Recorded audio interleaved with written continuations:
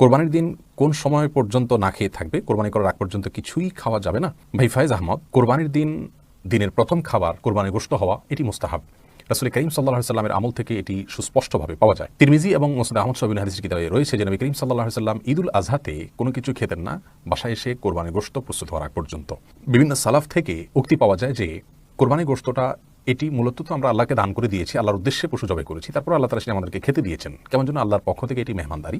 তো আল্লাহর মেহমানদারির জন্য নিজেকে প্রস্তুত করে রাখা এবং অপেক্ষা করা, এটা আল্লাহর মেহমানদারির সম্মান দেখানোর